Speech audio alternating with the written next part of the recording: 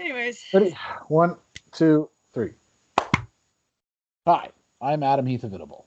And I'm Sarah. This is Dating Kind of Sucks, a podcast about dating, sex, and relationships. This week, we'll be talking about why we end up dating people who are so bad for us. Enjoy the show.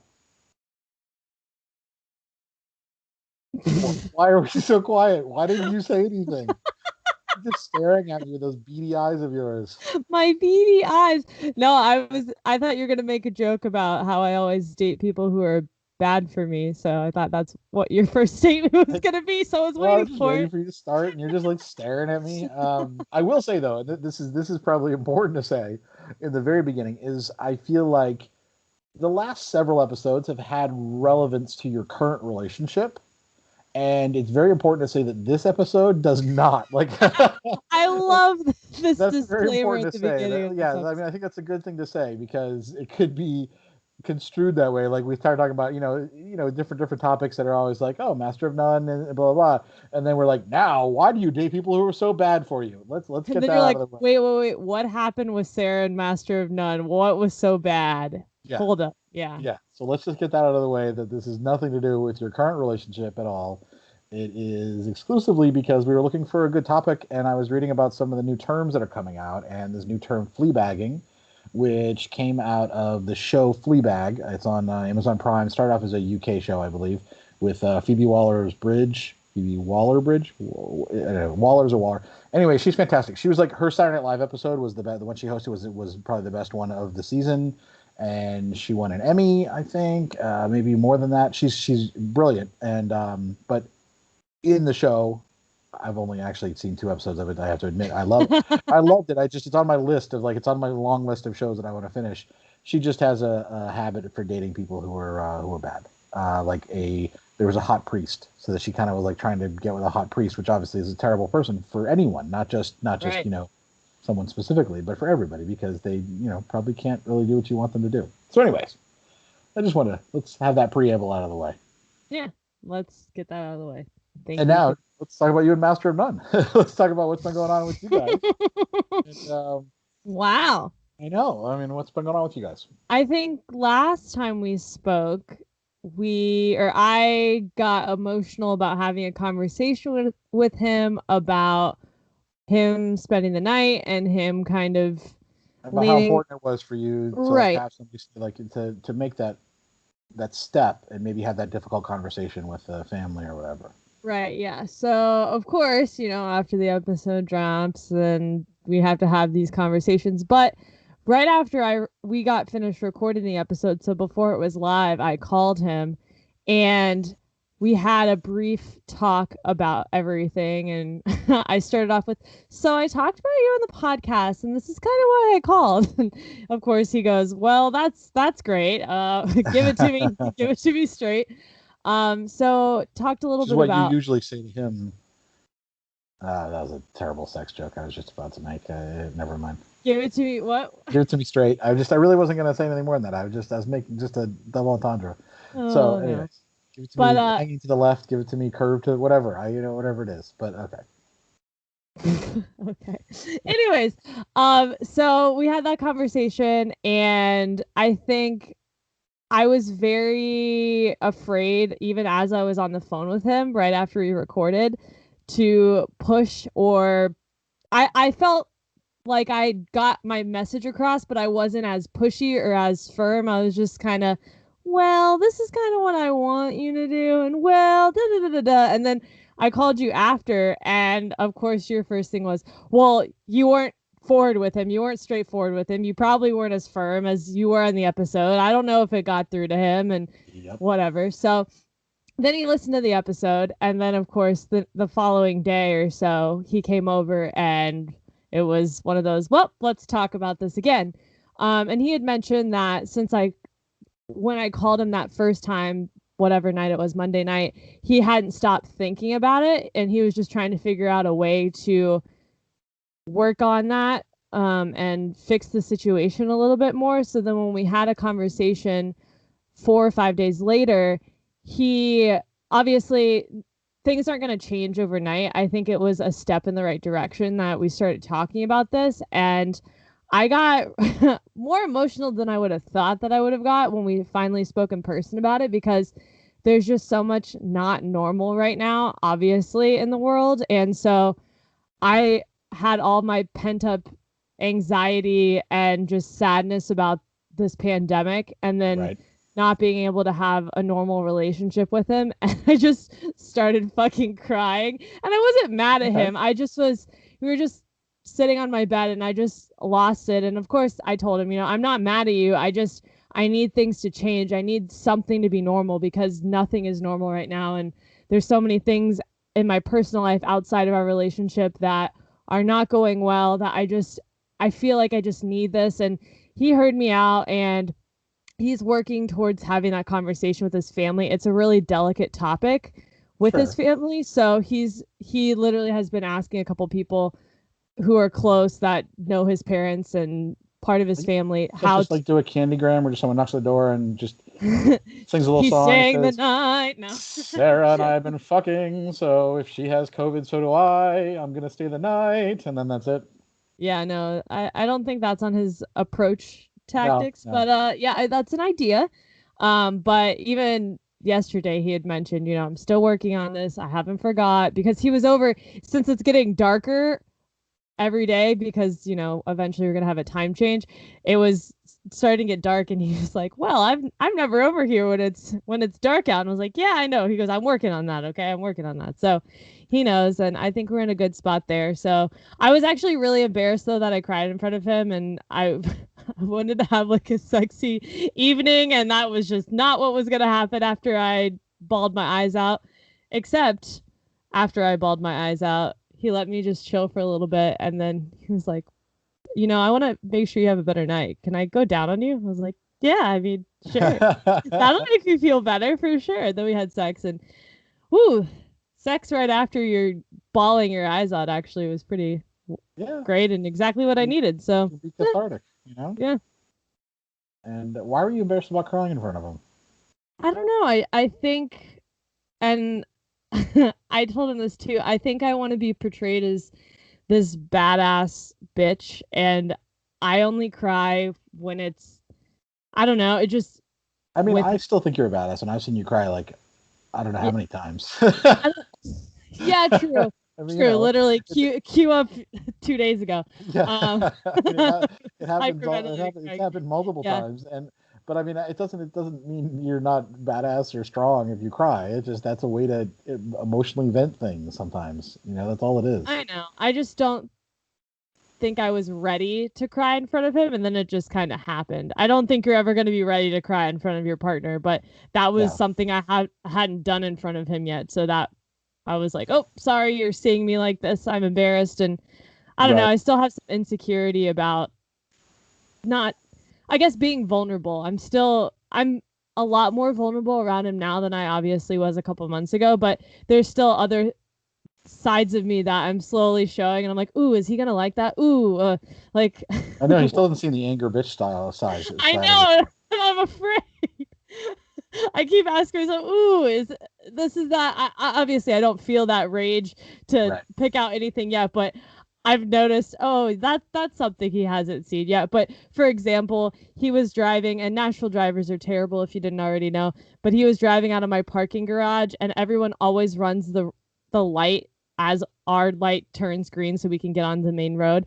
And so the fucking asshole ran past us, and I'm like, wait, look, freaking out. And my instinct, because I do this with my best friend all the time, because she never uses her horn, is to reach across from the passenger side Jesus. and honk the horn. And I did that, and he was like, "What are you doing?" And I just paused and had to be embarrassed about that. I was like, "Sorry, that's just something I do." Oh my god, I'm so embarrassed right That's natural. now. That's not a big deal. You need to just start It was a knee jerk enjoying. reaction of, I just normally do this because I always honk my horn with stuff like that. So when my Yeah. friends, and I've just gotten used to doing that with my friends, that when he didn't honk his horn, my first thought, I didn't even remember what car I was in, who I was with. That was my first thing, was to reach for the horn. And yeah, but stuff like that, slowly showing different things I do and I remember sides of, when I had you in the car when you were my passenger when you were in Orlando. You didn't. You just grabbed onto the side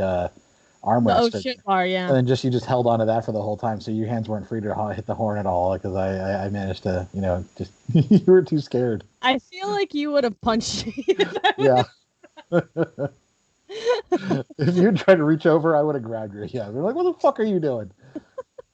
No, Master of None's look was, what just happened here? So yeah, but besides that, everything's good and just chugging along. I guess I don't know.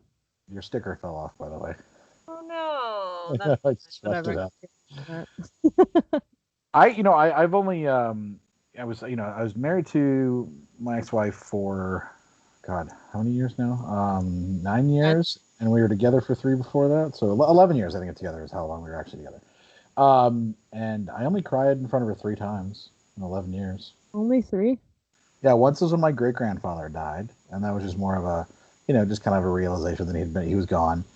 Once was when I bought the engagement ring. Amy and I went out and bought them together, and went to the jewelry store, bought them, and then I told my mother about it, that we were going to be getting engaged and everything like that. And my mother spent a half hour lecturing me about why wouldn't you just use your uncles have contacts here in Florida with the jewelry. We were in St. Louis in law school and the jewelry business, so you probably just got screwed out of money. Why would you do that? Just lectured me this entire half hour. Oh yeah, that's very typical. And so then I got off the phone and she was like, "So what did she say?" And I was trying to answer and I just started bawling because it's just my mother had just basically it was probably the last time that I actually ever went to my mother with any positive news, proactively, that I just decided that, oh, I'm going to go tell my mom this because she'll be happy for me. That was probably the last time that ever happened. That was back in 2001, I think, from 19 years ago. Yeah. And then finally I had an absolute panic attack one time about my business and about an issue that happened, and I didn't know what to do, and I literally shut down and couldn't breathe and was sobbing so hard I could barely move. And that was the only other time that one was when she actually came home from work and took care of me. Though it's the one time that I think she showed more compassion for humans than she did for animals, which was great. But yeah. Oh shit! Okay, shade right there. Okay. 3 times in 11 years that I ever did that. So I understand, there being being a vulnerability. You want to try to be the strong person. You want to try to be the person who shows, just that you can handle everything, and sometimes it's still okay to cry. Yeah, I know, and I guess that was a layer of, oh, I guess we're really close now, because only a couple people outside of immediate family have seen me cry like that over stuff, and just I don't know, and that was okay. And I can't even remember the last time with other ex-boyfriends that I cried in front of them, maybe during a breakup, I didn't. Right. I don't think in past relationships I really cried a lot in front of them because I don't know. I just didn't. So yeah. It's okay to cry. Well, it's you cried. He got to maybe see how important it was to you, and what better thing than to have a bi-weekly podcast to hold him accountable for the actions that he said he's going to do. Oh my gosh! Stop. Now he's got a clock. He's every week or every time we check in.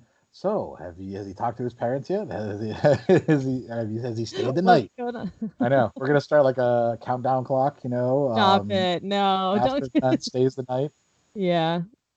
Eventually he will. Yeah, eventually. But especially with more people that I know getting COVID, I think that it's gonna be delayed. I'm not gonna see him for a little bit now. I don't know.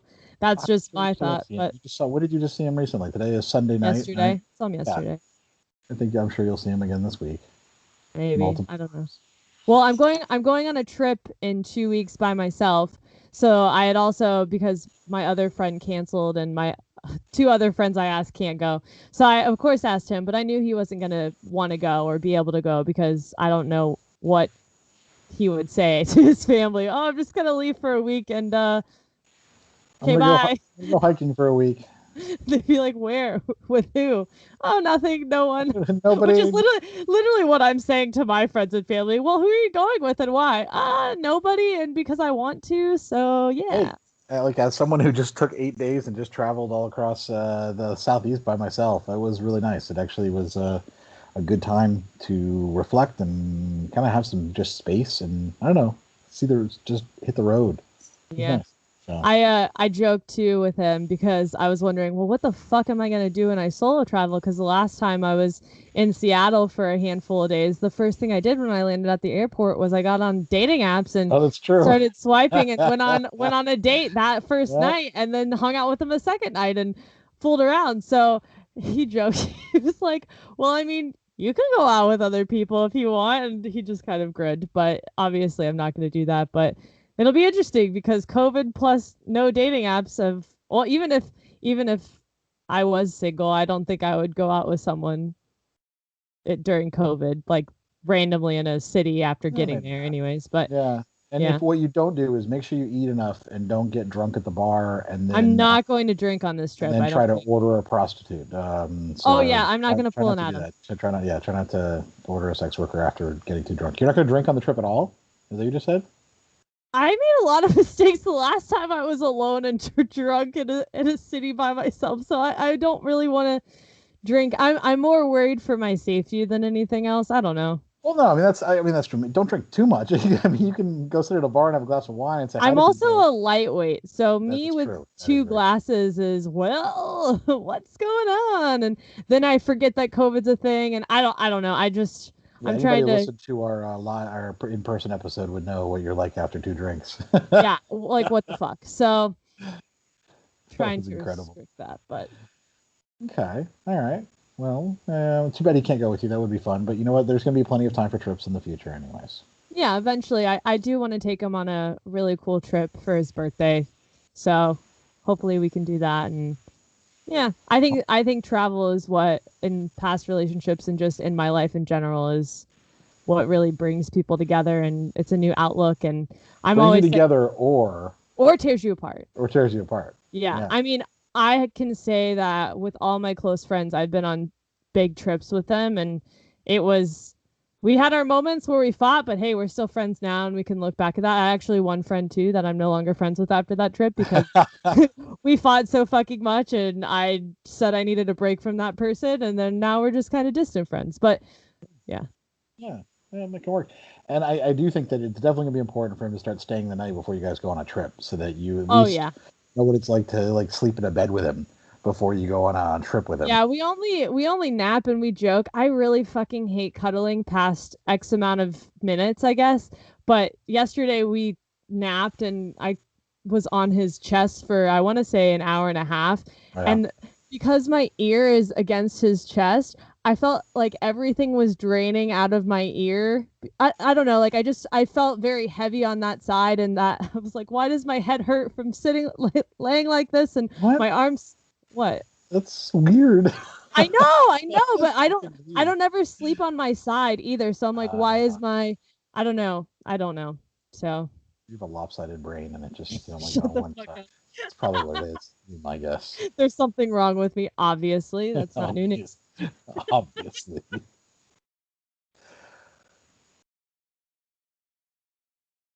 We're not gonna. Okay, I guess we're just gonna leave it at that.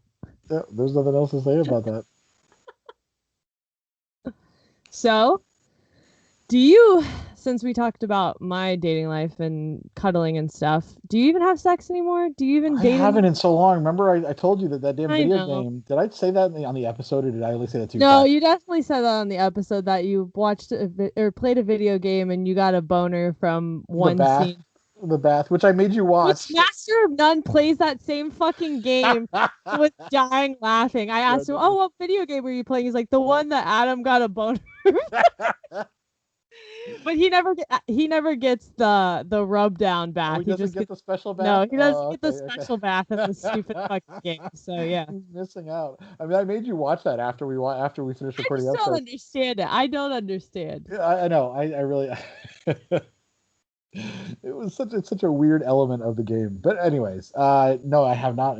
But I haven't been going out. I had that potential date that was scheduled, but then because I had been out the weekend before and she's very she's susceptible, we decided to push it off. So I'm guessing maybe by next week we'll talk.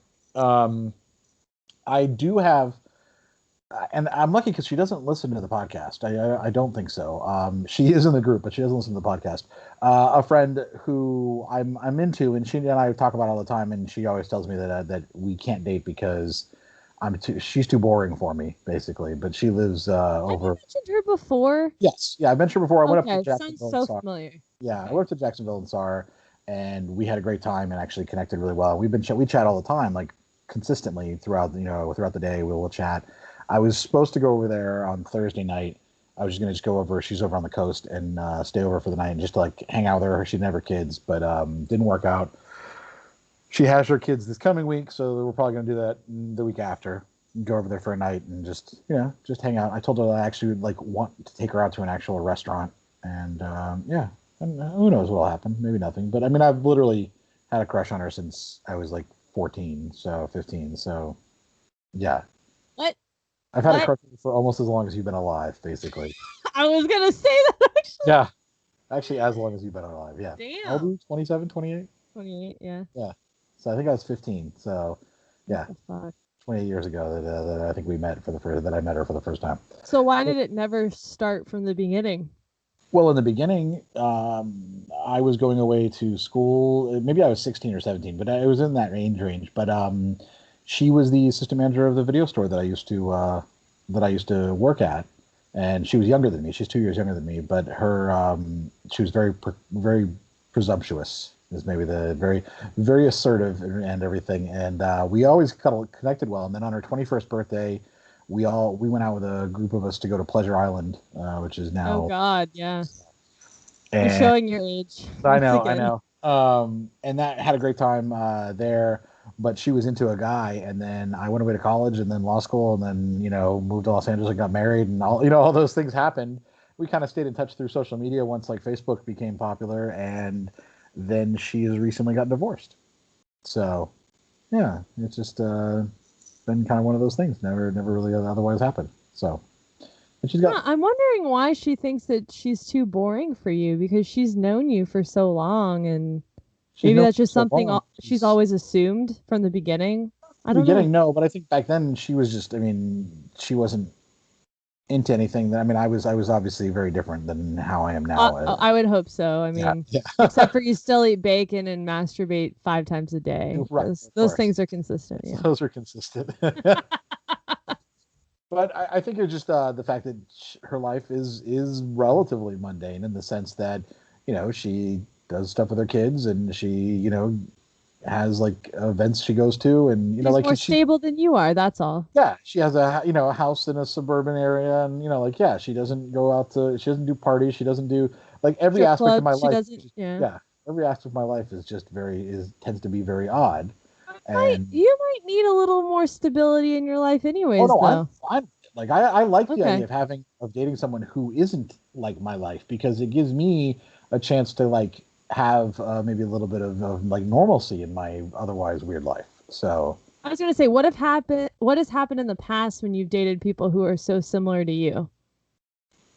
As um, in they have a really crazy life or let's they say go like to a lot of Tinkerbell's different probably a events good and example of that. say who? Tinkerbell. Oh yeah. And I mean it was fun. We had a good time, and she just I'd say we connected well, but also there was very it was volatile, not in like an emotional like we fought way because it wasn't volatile like that. It was just generally volatile because we're like, oh, let's go do this shit, let's go do some crazy shit. I mean, we went and broke into a water park. I remember that. Yeah, we did some ridiculous stuff. We had went out and got drunk and came home and did a really risque photo shoot that Instagram took down. You saw that one, right? I think I can't remember. I think a lot of your photos on Instagram are pretty risque, to be well, this is honest. one So where I've got her lifted up against the wall, I do remember this one. by Okay, her I throat, remember and this one. her legs are wrapped around me, and she's smiling. And the whole goal was that she had the power in it, basically. And Yeah. we were both naked, and yeah, and it was Fuck, a I yeah. remember that photo. And Yeah. the funny thing is, Instagram took it down from my account, but she posted it, and they kept it up. But so yeah, that's what we did. That's what happens when I'm with someone who's equally as crazy, or has an insane life. So maybe I someone a think little that's exciting though. I don't think that's a bad thing, but well, right. there's a level that it can't get to or But it's I feel like if unhealthy. I was dating someone who was more mundane, I don't want to say mundane, that sounds like negative, but maybe more normal, maybe calmer in their lifestyle. And it's like, oh, what are we doing this weekend? Nothing. I have some work to do. I'm gonna mow the lawn. I'm gonna do this, and I'm like, oh, that'll give me a good time to write the book I'm working on, or something. Like it actually would be maybe a good influence on me. So I don't disagree with that. yeah, I know. So I'm okay with it, but who knows what'll happen. I'm not holding out hope either because we've never been physical with each other in any capacity. So Okay.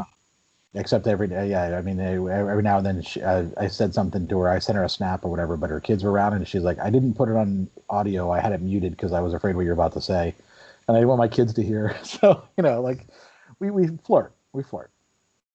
Well, So yeah, we'll see what happens. I'm hopeful actually, or there'll be a good conversation that comes out of you two meeting in I never person. have hope about anything or get excited about anything. And that's part of your problem. Maybe she'll Gonna get give all you a my little bit more of that sparkle in your eye. Yeah, is that right?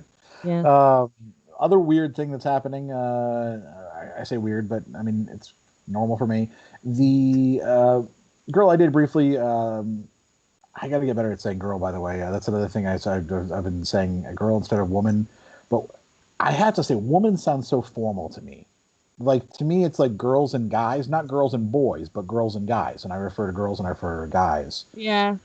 And so like and that's why I do that. But like I don't call guys men. I call them guys. So I'd call The them, man I dated. Yeah, I'm trying to think how I would say. Yeah, I yeah, would the just say guy. the Like so guy. a girl and guy. So that's how I see when I say girl. I think I'm referring to it as a counterpart for guy. But I can see why people might think of it as being something. But also like if you start dating somebody, they don't become a woman friend. They become a girlfriend. And so that's another weird thing. Anyways, I just heard myself say girl and wanted to bring that up. That I try to get better about that. But I'm going to continue saying girl. The girl that I dated, who was codenamed was codenamed the eccentric. You remember her? Oh no, I remember her. What the hell are you gonna say about her? Okay, so she moved to Portland Right. and ended up in a triad relationship with like two other, like a couple up there that I actually introduced her to. That I Okay. know, it was a friend of mine from college, and they were in a relationship for a while, the three of them, and then they recently broke up. She recently broke up, and I've been kind of over the time. She and I have been talking all the time. Like she's been asking advice and just giving input and everything like that. Just completely platonic, just like therefore as a friend. And I think I've been one of the most only consistent people in her life. So she's actually back in Florida as of today is Sunday. Tonight, she just flew back in for a week. She just kind of came back for a week before she moves into her new place in Portland. She had like a weird week gap between ending her lease and moving in a new place, and wants to like at least meet up so we can meet up and hang out. But she was like, "Will you come do a sleepover?" Sleepover. Not physical, not sexual. Very, very, very, very much the opposite. But she has her family has a lot of money, and like I love how you chuckle when you say that. like yeah, I mean, her family, they have like a shitload of money, like too much money. They have houses all over the place, etc. So they have this. One thing I think I said before when she and I were talking and when we were dating was when we briefly dated, was that she had to go buy a house for her parents. Like they wanted to go buy, yeah, they were just, she had to go get the cash from the bank to bring it to them to The buy a fuck? house for The cash. Yeah, fuck? yeah, in Winter Park, by the way, A which is for a those of you who don't house in know, cash. very nice. Yes. So Yeah, Winter Park homes are, yeah, those are the fancy homes in Orlando. her family, who is otherwise toxic, has agreed to let her stay at the house alone, and they're just going to stay at their other houses. So she has this Mansion? kind of a mansion. It's one of those houses you walk in that has a very like a beautiful foyer that has like a little thing in the middle, and then like really tall ceilings. You can hear. Yeah, it's one of those houses. And because I went there, visited before she left, and she just was like, I just don't want to be alone in the house every night. So come over some night. We'll like watch movies, and like there's like six bedrooms in this house or whatever, so it won't be a problem. The You fuck can, do you need 6 bedrooms for when there's only 2 people living in the fucking yeah. house? So, anyways, so I'll be Ugh. doing that next week. I'm gonna go see her and catch up with her and do a sleepover. She did ask me if I had any funny pajamas I could wear, and I said no. I don't have anything like that. I'm sorry. No, I sleep naked. I mean, basically, but I do have that Superman onesie, but I don't think it's usually too warm for that unless it's the winter. So I think I'll just wear my There's air shorts. conditioning for a reason. Yeah, I'll just crank it down to like 40 so I can wear Yeah, pretty much. Yeah. the flannel onesie. Yeah. So anyway, so that'll be an interesting story, I think, afterwards to talk Yeah, about. what are Yeah, you guys going to talk about? Slash, just her life. I think. Yeah, I don't know. don't know if I could do that with any of my exes, to be like, oh, you're back in town. Let's just have a sleepover. Well, the sleepover part, yeah, that was funny when she said that. It did throw me a little bit for a loop, except that and I'm not trying to say, I'm trying to think about the best way to say this. After hearing all the details of what's happened with her dating, et cetera, like with this couple and the bad parts and everything like that, it made me like, I am absolutely not going to contribute in any way to the trauma that she's endured in her life by having anything physical happen whatsoever. Like, even if she tries to initiate, I'm not going to. Like, it's not worth it in that sense. Even though I'm getting a boner from playing a video game, it's still not worth it. Even though you haven't had sex in months. So somebody's their own emotional stability. Well, that's good for you. I'm so proud. Yeah, but we'll see what happens with that. Well, to be continued. To be continued.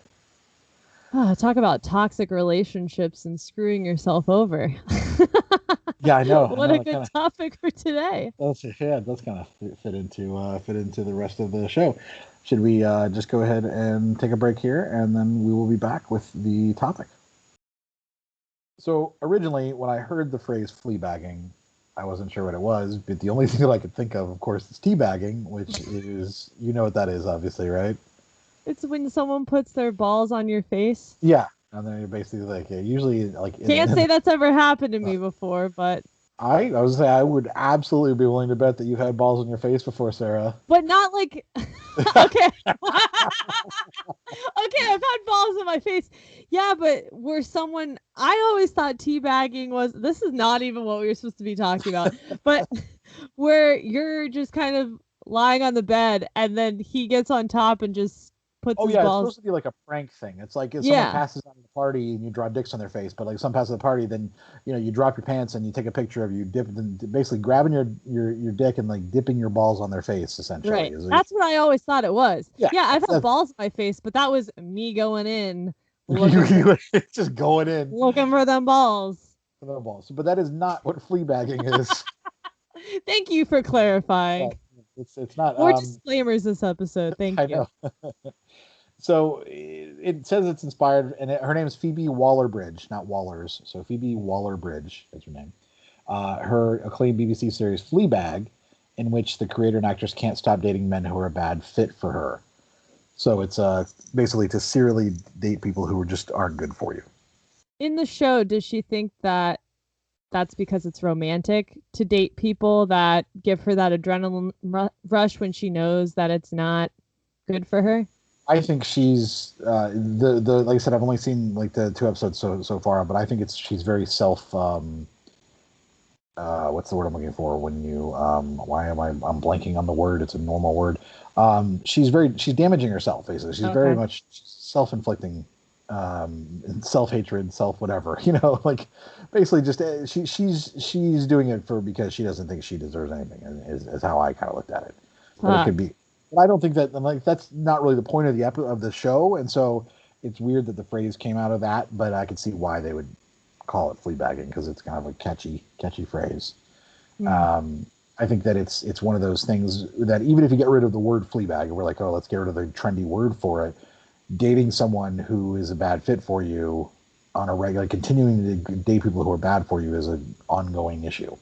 Ignoring red flags. That's like the first thing when I was trying to figure out what this term meant. And you said, oh, dating people who are bad for you. I was like, wouldn't we just call that ignoring red flags and not being an adult about dating? Well, it's like ignoring red flags and you're like, oh, no, this is going to be great. Whereas this is almost this is not going to work out. This is a terrible idea. I'm going to do it anyways. Oh, so you go in knowing that you're just going to be it's basically like you're like, oh, this probably like you were thinking, you have some awareness there. You have some awareness in the sense that this is not going to work out. This is not a good idea. We shouldn't do this. Ooh, this is my whole dating life prior to Master of None. Yeah. Of knowing, probably shouldn't keep pursuing this, but also he's hot, and I'm lonely, so why not? And I think that's pretty much probably 90% of why it happens. read somewhere, and now I can't, of course, find the study that I read. I read somewhere a couple of days ago when I was looking up ideas for topics that women are more likely to do this than men, Right. I remember you saying that. which is odd. And I haven't really, actually, at this point, haven't done any type of processing on why that might be. Do you think it's a societal thing because women are valued differently when they're in relationships than when they're not in relationships? Like there's something wrong with women if they're single, so you need to be in a relationship to have some sort of value or bring some sort of value to society. So find someone out there even if they're wrong for you because you'll be happier and look more successful. That very well may be. That would make I'm some speaking from sense. experience here because that's actually a thought process that I had early on in my, 18, 19, 20 of, well, I must be ugly if I'm single. I must not be worthy if I'm single. No one must like me if I'm single. There are all these things wrong with me if I'm single, where that's not the case. But there's a lot of fucked up messaging that we get, especially from romantic comedies and other friends. And now It's social true. media thinking, oh, that's how a relationship's just supposed to be. That's very true because I mean, for years, like a single man is just a quote unquote eligible bachelor, Right. and women were called like spinsters. Like that was That's so fucking true. that was Yeah. years ago. That was the like that's what you called a woman, and sometimes those women were like in their early 30s, and they were calling them spinsters. Oh, and they have 4 cats. You're right, of course, And yeah. Then there's now they're cat ladies. Now there's right. and so yeah, it's always been it's the same thing as about women who are comfortable having sex or sluts, and men are studs. It's that same type of stigma with where the woman who just goes through and has sex with somebody is somehow negative, is viewed negatively, where a guy is heralded for being like a champion. Which, by the way, I had just posted on my Instagram or on the Dating Kind of Sucks Instagram yesterday. This was in Seattle where I was drunk and I thought I was gonna go fuck that guy that I went on a date with, and I took a Right. drunk Snapchat, and then now I just posted it on our Instagram at Dating Kind of Sucks. Um, I then reshared it on my Instagram story, and I had 2 guys message me, DM me, and say, "Oh, you must like having sex a lot, or you must like to fuck." Okay, one, who doesn't like to fuck? And two, who doesn't like to have sex a lot? Was that a diss? Because I like to have sex? What? Were these just random followers? Yes, just random fucking people. People with And I opinions. didn't respond. I didn't respond back to it, but I got the one and just kind of shook it off, and then I got another one, and really, we're That's gonna really shame me weird. because I'm talking about me wanting to have a good time in bed, and don't get me started on the whole WAP thing too. That's a whole nother conversation. I don't even know. Do you know pop culture? This pop culture reference? I know more pop culture than you do, Sarah. Like, of course, I Okay. know plenty about plenty about WAP. I have listened to the song. I know it. Yes, I'm fully aware, and I'm down for some wet ass pussy. Basically, is what I need to say. You got a bucket and a mop. Okay. I I I think that with women and men that you are right that women have this like they've been guided by society. You need to be in a relationship. You need to be in a relationship if you're going to be a whole person. You can't be successful or who you are unless you're in a relationship, unless you're You have married, to have unless kids. family, yeah, family and all of that. So they get kind of pushed into this, and they get looked down on if they're not in a relationship. And so that might be why so many more women serially date people who are bad for them, because they're like willing to pick bad ones just to try to be with somebody. Well, what's the equivalent for men? So women get called spinsters and cat ladies, and you said eligible El- bachelor, but yeah, what's the worst position that a man has for being single? He has a man cave and just plays that's not video for games. single. That's if you're in a And relationship, you that's need a what I'm man saying. cave. I'm Your I'm house trying to is a think man what cave is when you're single. yeah, so what's the There's what's no the negative negative things. side of being single if you're a guy? There's no negative You things. fuck a lot, so you get a lot of pussy, Right. and you I don't know. I really don't know what the negative is. There's none. That's so fucking stupid. There's none. I think so. I think that's a big part. I also think that so many men don't maybe necessarily date. Do like they're not calling it dating. they're like, oh, I try to have sex with this girl and then I'm done with her and then I move on. Uh, Like maybe that's part of it too, is that they're, you know, but I also think, just generally speaking, men are probably, and this is a little, I mean, I'm usually pretty anti idiot men, but maybe this is too much, but like, I feel like men are more toxic for women than women are toxic for men, and just generally I speaking. mean, I know some toxic ass women though, I do so too, and so I don't want to say that's like a full on like that's all the time, but I would say just like maybe on a broad base, just kind of speaking in a general sense, like men are they make up the higher percentage of abusers, they make up the higher percentage of of any type of physical assault, but also their emotional, et cetera, in a relationship. Obviously, when it comes to murder and stalking, men are much worse than women are on an exponential level.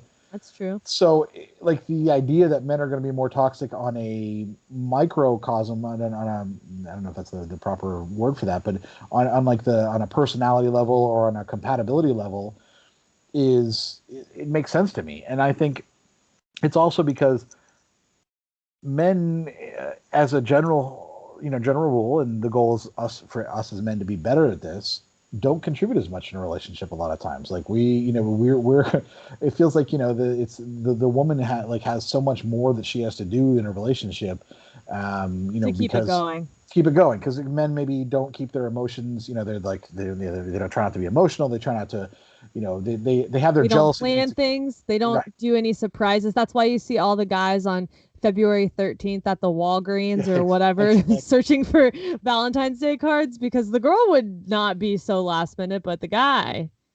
Well, and if you think too of all of the, like, if you were to describe women's emotions and men's emotions in relationships, maybe women's emotions would be things like they'd be in love, they'd be affectionate, they'd be like welcoming. They try to they try to open their home, they try to do all these things.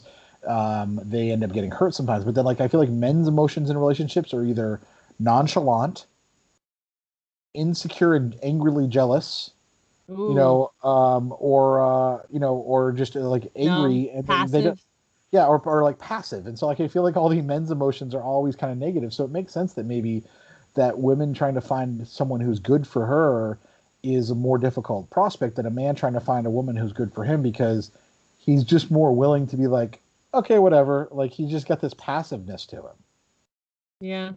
Well, I think the other problem with this whole fleabagging term too is that women feel the need to be in more relationships than men, going back to spinsters and crazy cat ladies in society, Right. that they're forcing not they're forcing a bad relationship more often than men, and then they're not taking enough time to get to know themselves before entering into a relationship. Because I think, and I'm speaking from experience here of now that I've been single for a really long time, tried to force things, realized it didn't work, took a break, came back, whatever. I've had more time to figure out who I am than Yeah. if I would have just kept pushing and just said, "Okay, cool. I'm down for this bad relationship because hey, not alone." That Yeah. we've thrown ourselves into that more because we don't take time to enjoy single life because that's bad to do apparently. Right. Right. And then on the other side of that, men don't bother trying to grow. They just don't care. Like they enjoy single life, but they don't actually try to learn to be an independent, happy adult. Well, They you don't just, want to be with those people, but yeah, there's a lot of people I out mean, there who. that's the other aspect of it, is that you don't see a lot of men opting for self discovery and trying to figure out who they are as a single person and as a whole human being. To be a better partner, you see men just finding plenty of women who are willing to date them, even though they're shitty, because of things like fleabagging. So why would they try to improve themselves? Because they can just get, they can get the data no matter what. And so then it's like it's a Uh, self-perpetuating like just shit cycle, and it fucks everybody up. yeah. And I just think back to all the romantic comedies and conversations that my friends have had with me of why does it feel like I keep being in the cycle or I continue to be in the cycle of, a shit guy after shit guy, and you list all the guys you've dated in the past couple of years and you're like, "Oh, that was bad. That was bad. How did I get through this one?" And all of them, when you take a step back, they were all toxic or just terrible from the start. But Right. you got swept up in all these feelings, I guess, that you ignored everything else. Yeah, I think that, and I think that that's a big part of it. And I think that, it's very important for all of us to assess why we make the choices we make. Like, why do we decide to have optimism when all of the signs are pointing to it being a bad idea? Like, why are we like, oh, this is going to work out? It's because we're thinking with I our, think it's the chemistry lust. aspect. Well, I think, yeah, the chemistry versus Compatibility. compatibility that we did an episode on, yeah, a while ago, where that you have that initial rush of chemistry, that initial pheromones, that serotonin going to your brain, and you think, oh, this is going to work, even though everything's telling you no, it's not going to work.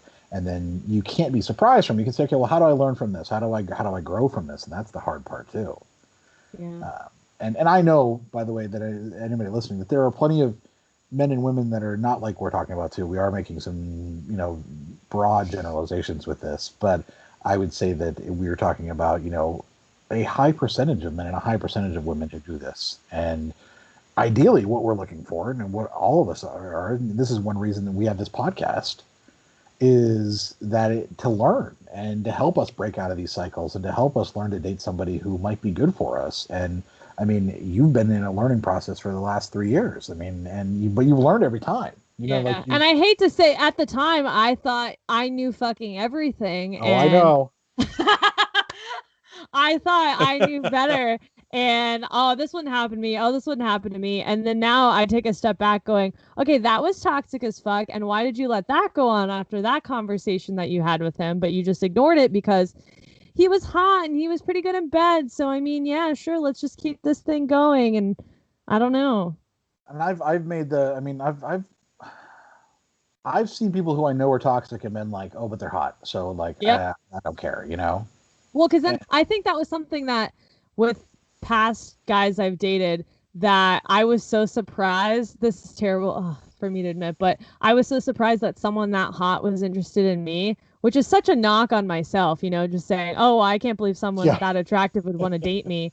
I'm only, I'm a solid, and that we've debunked the whole numbers thing, and you're not a fucking number, and there's right, no one out of your league or whatever. exactly. But that was a mindset, like an inner conversation I would have with myself is hold on to this one because you're never going to get someone that attractive again, or they're never going to date anybody, or they'll date hotter people, after you, or I don't know. I just kicked myself That's all when the we time. have that shallow aspect to ourselves. We all do, where we think, that like someone's hot and we're like, oh, we're not going to get anybody hotter than this. And what we don't realize, and you realize eventually, is that when you find somebody who you actually have a really solid connection with, they're the most attractive person to you, and you don't really care about like about hotness. Like that doesn't have any bearing on the truth to you at that point.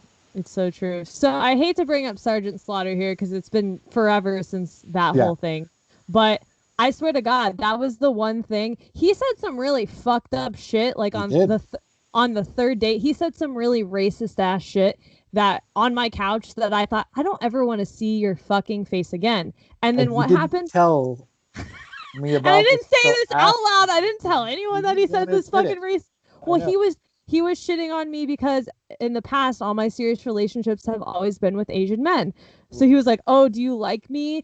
But I'm not Asian," and like made a dig on Asian men, and I was so disgusted by his comment that night I said, "Oh, I'm never going to see you again." And then what happened the next day? I was done with him. The next day he invited me to the symphony and I thought to myself, "Well, I could go out on this date and he's really hot and we can get dressed up and all the glitz and glam of a relationship that was the Well, look foundation how was what a nice garbage." couple we'll make looking at. Look how hot we'll be as a couple going out on to go Literally. to the symphony. Yeah, Yeah, yeah. and I'll look like that girl with that guy and he had a six pack and whatever and he was very hot, but everything about him, and that goes back to just looks don't fucking matter or Yeah. are the whole of that person because he had so many faults. Like I have faults too, but he had so many faults, but I was so focused on just how attractive he was because I thought I was never going to get any better. Blatant red flags all over the So place. He could have many been disaster made zones. out of red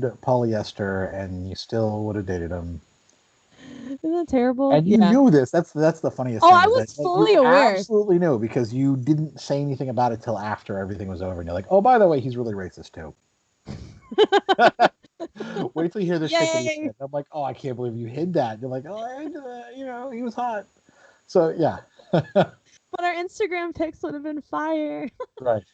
See, But that's a society thing of, oh, but at least on the surface we'll look really good and I'll be in a relationship, so that's all that fucking matters. And I'm not alone and I'm with a hottie. So I'm winning, but I'm unhappy. So yeah, I mean, I understand that, and it is definitely a mentality we need to get better about. And if if you, I mean, because it's very shallow. I mean, that's really all it is. It's 100% a shallow idea. You need to be with someone who you're attracted to, not someone who you like think that the world is going to be attracted to, because like that doesn't matter. so yeah, exactly. Really, How are my friends gonna think our relationship looks? Who gives a fuck what your friends think? I mean, if I had to rely on just people worrying about society is going to be attracted, I'd be screwed. That's why I have to decide my personality and my beard. Like that's about it right there. I mean, like so it's one of those things. Like it really is. It's important not to be shallow, but it's important to be aware that, oh, this is a bad idea. Then don't fucking do it. Like that's really like, because at some point in your life, if you continue to do these things, you continue to date the people who are bad for you, nobody's going to have any sympathy for you. And literally all your friends are sick of hearing your fucking stories of, oh, well, he did this and that, and all your friends are saying he's a fucking douchebag or she, whatever. And yeah, and I've had friends where at some point I just had to, like, I stopped being nice about it, and I just was like, oh, well, you might as well just marry him anyway, since you know that you're, just like, or well, just keep going with him until he kills you, because that's all that's oh going to my matter. god, Just I'll speak at your funeral, because like I'm like they you're keep complaining exhausted about to it, talk about it, and and I'm like, I can't keep saying this. All I'm doing is repeating myself, and you're not willing to. You just want to bitch about it without actually doing it, making any changes, and that's really hard to see with people that you care about. And it's important to have the not just the self-confidence, but the self-respect to learn from your mistakes. Like if you can't learn from your mistakes, then why is anybody else going to trust you with anything? Why? Maybe you don't deserve any better. Like if you can't learn, if you can't actually take the and say, I'll time never do that again, to but say, then you okay, do well it that's, again. and then you do it again, well then maybe that's what you deserve. Like maybe this is one of those self-perpetuating punishment cycles that you know what, you're responsible for it, and it's not, even though the guys are shitty and of course they're responsible for whatever their actions are, you are responsible for putting yourself in there time and time and time again. I And think I don't part of know. the reason, well, yeah, and I think part of the reason why people continue it time and time again and stay is because change is fucking hard. To take a good look at yourself and go, what mistakes am I doing? I mean, I didn't even want to admit it myself. I kept those things from you and from everybody because I didn't want to admit that I was still seeing someone and have seen people in the past that were terrible for me. And I didn't want to change either because it's harder. We're already on the cycle of, well, we're dating and, well, we're doing this and everything's good in air quotes. And Right. so to break that cycle and pull it out and just hit the emergency brake, that requires some serious action that is hard to do. And a lot of people won't do Yeah. unless the other person who's not good for them breaks up with them. Like that was one of my situations with a 2-year on and off again relationship. It was him eventually having to end it, saying, no, like, we can't keep doing this anymore. We can't keep sleeping around. We can't keep doing this. It's not good for me. And yeah, it wasn't good for me either. And I knew it was toxic. And I joked and said, oh, he's a piece of shit. Like, I would literally say those things knowing it was terrible. Right. But it wasn't until he pulled the emergency brake that I realized, oh shit, that hurts, because I didn't want to change. Yeah. Yeah.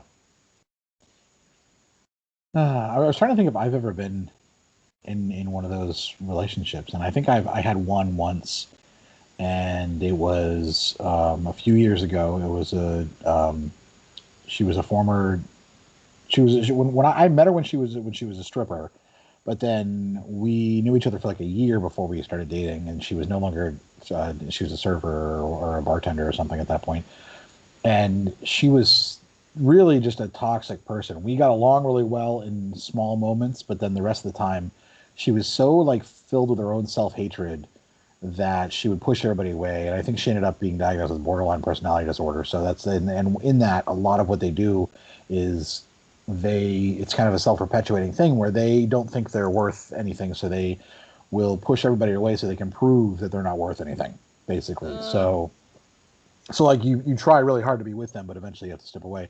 That was the one who called me when she had to have an abortion. Oh, okay, gotcha. So yeah, I talked about that a while ago, but yeah, like, and like I was already dating someone else, and I went and picked her up and let her sleep on my couch and everything like that. And then like 6 months later, I called to check on her, and she was like, "Why do you care? You're just, you're a selfish piece of shit." Anyways, I was like, "What are you talking about?" I was like, "I did not have to do that." Yeah. What the fuck? She goes, "I could have called anybody, and they wouldn't have done it." I said, "You didn't have anybody to call. That's why you called me." And she was just like, "Yeah, you're not a good person." And I was like, "All right, you know what? I wanted to see how you were, make sure you were okay." Fuck. But yeah, and that's I didn't when I know had that. Oh yeah, that saga of the story. oh yeah, Jeez. yeah, it's fucking crazy. And so that was someone that was toxic. But I'll tell you, like when we had a fun time, it was great. But she, she was super hot, and she, and yeah, and like sex was incredible. Like, and it was just all of that was like, oh, I can handle this for a little bit, a little bit longer. But then since then, I've avoided people like that. Like if I start talking to somebody and they start exhibiting the, oh, I'm not good enough, like that type of like either self-confidence or borderline type of issues, I step away because I'm it's not my job. I'm not here to be your cheerleader. That's how I'm learning from it, is that I'm going to support you, but if I have to continuously reinforce you, yes, and tell you how great you are, for what? You should think that already. Over and over and over and over and over again.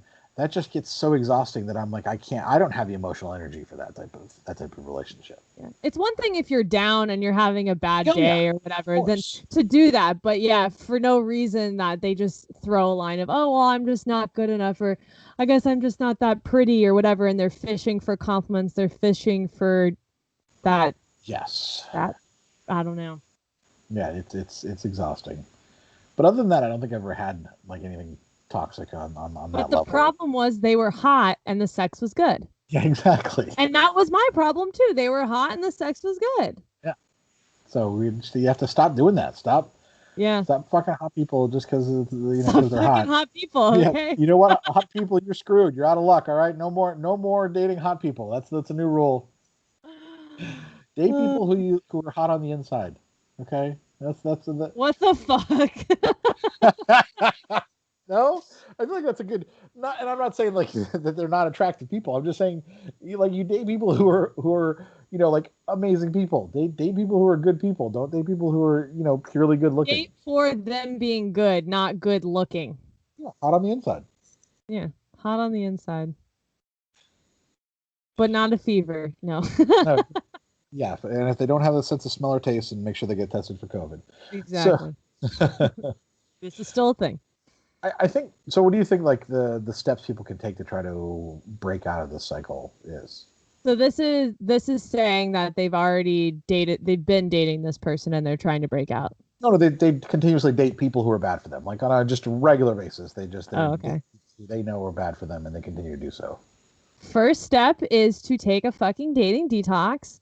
That's always my first approach, is literally take 90 days, take a fucking detox, delete all the fucking apps, and figure out what you want, who you are, and don't waste your time with dating. Yep. Don't fuck around and try to pick up past people or whatever. Yeah, just don't go back to exes. Don't think your friends with benefits. Literally, do not talk to anybody. Only friends and family. Yeah. Right? For 90 days. What? But I call it a dick detox too, just like even more than dating too. Dick detox. Yeah, let's go with that. Dick detox. I don't know. But okay, yeah, I agree. That's definitely the first step. First step is to stop dating. Like spend some time with you. Just date yourself for a little bit. And it sounds like such a cheesy, terrible fucking. It sounds so stupid, but you're on a TED Talk cliche. But like date yourself, and but yeah. Just date yourself. Go out with yourself. Take yourself out for dinner. Like literally, do these things and learn what you like to do. So that way, when you find somebody, you're like, oh, I like to do this. Not oh, I find somebody, I think they're hot, and I like to do the things they like to do now. Like, because that's never healthy. Yeah, you'll never have your own personality, your own likes and wants and needs if you never discover it alone. If you're constantly dating new people over and over again. And then the second thing is to stop worrying about being alone. Like, stop thinking that whatever society is telling you about that it's a bad thing to be alone. You might say, well, I feel lonely. Well, I can tell you what, there's plenty of people in bad relationships who are equally as lonely as you are. Lonely and being alone are not the same thing. You can surround yourself with very fruitful people who like support you emotionally, support you in all ways, and not be lonely and still be alone and be single. So, and you can be in a relationship and be purely lonely even if you have someone around you 24/7. So, it's Sure. important. Yeah, it's important to differentiate between those two and start realizing that it's okay to be alone. You just have to learn how to be satisfied with being alone and realize that you can do whatever the fuck you want when you're alone. Like, It you should know, be empowering. oh, it is. Yeah, it really should be. And if you haven't reached that point in your life that you realize it's empowering to be alone, you have some ways to go because it is Yeah. incredible sometimes. I mean, it's just nice. I mean, everything from like getting the whole bed to yourself to just realizing that if you Picking your decide own you, day, how you want your own yeah, fucking day to go. And no one can tell you what to do. And you can, like, for me, for instance, like, you can book a trip and do whatever the fuck you want because no one's going to tell you no. Only you can say no. right. And like if you want to eat bacon 3 times a day, you can do that, you know. And You can. You shouldn't, but you all you have can. is Sarah on FaceTime going, "Are you making bacon again? What are you doing?" Like I said, you shouldn't, but you can. Yeah. So that's very important is to stop being worried about being alone and start embracing it. Hmm. I think once you've taken those steps of detoxing and being alone and all that, if you're when you finally taken that time to oh God, my series I don't know what I said that my Siri thought I said Oh, something your stupid. Siri just started picking up. I don't know what I said. Um, they're always listening. It's like what the fuck. So you want me to But play your alone playlist? All by myself. anyways, when you finally taken that time though, gradually get and you're truly ready, not just okay, yep, taken 90 days, took their advice, ready to go now, actually done some deep discovering of yourself and that kind of shit. um when you get back into the dating world, don't pedal to the metal through all of it. Don't start swiping away and going on 10 dates in one fucking week. Don't overexert yourself at dating because that's not healthy either. Ease Yeah, into it. I agree. I agree. I would also say to start learning how to screen people out better.